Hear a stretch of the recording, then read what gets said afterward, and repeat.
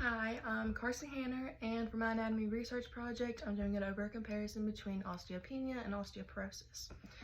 So first we're going to get into what is the difference between them. So osteopenia is a condition where you have a loss of bone mineral density, and it's where your bones have fewer minerals in the bones than what is normal or preferred, and it is the stages that lead up to osteoporosis. But for osteopenia, you just have weaker bones and they're more brittle. So for osteoporosis, it is a condition where the bone density is so low that there can be structural changes to bone tissues.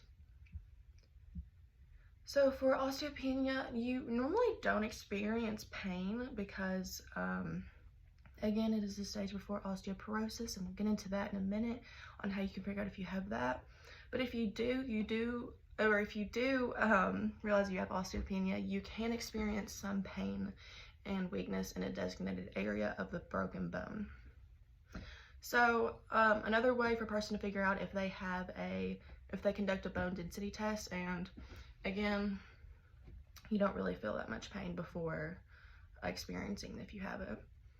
So for osteoporosis, you don't develop this condition, or you don't know you have it until you have broken a bone. And the pain is often in your hips, vertebrae, and wrist. And some of the symptoms is severe back pain, height loss, and that's normally over 2 inches, or a stooped shape of the spine. And the bone tends to break a lot easier because, again, you have a lower bone density of minerals.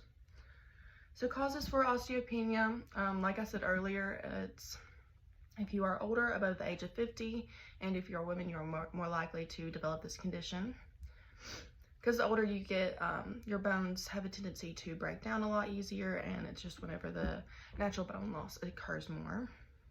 And so some other causes is having a poor nutrition, not a healthy diet, low calcium and low vitamin D intake. And there's some treatments for cancer that can cause it: heartburn, high blood pressure, certain medications, and hyperthyroidism.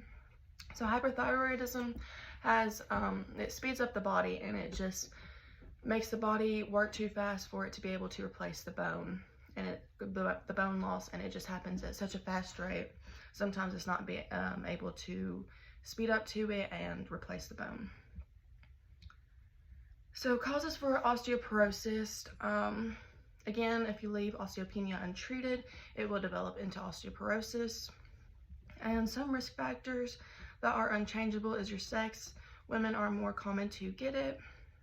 Your age, again, the higher you are in your age, the greater possibility that you will get it. Family history, and if you have a smaller body size frame. And some risk factors that are changeable can be lowered sex hormones. You can get treatment for that. Thyroid issues, low calcium intake, and eating disorders. So diagnostic testing for osteopenia, since it is a BMD of bone mineral density, it's a loss of it. This can be captured and diagnosed through a DXA, which is a dual energy X-ray absorptiometry. I'm probably saying that so wrong, but this sends out a testing of low dose X-rays, and depending on how the bone absorbs it, it can identify if they have BMD. And same for osteoporosis, it has that DXA testing, and lab work can also be involved. So treatment, osteopenia and osteoporosis, they have the same physicians that can look at you. It can be family physicians, endocrinologist, any of that sort. And it can be treated by, for osteopenia, calcium intakes, exercise, healthy diet, supplements for vitamin D deficiencies. And for osteoporosis, it can be treated by hormone therapies, medication, healthy diet, exercises, about the same thing. So for your diet at home, it's going to be, again, the same thing between the two. You want to have high calcium, high vitamin D intake. You want to avoid anything with alcohol, excess salt, limit red meat. And also for what you do want to eat at home, vegetables, greens, those are good, and any dairy products. So prognosis for osteopenia: if you go see your doctor, get instructions on how to treat your condition, it will not develop into osteoporosis. You just want to make sure you're consistent with a healthy diet. If you're having any Vitamin intakes, you want to make sure you're on that, and exercise. Osteoporosis, again, if caught early on, you can continue with the treatment that they give you. If they give you any medications, therapies that you need to do, your bones will hopefully over time stop losing so much density, and it will hopefully go away if you just continue on with that.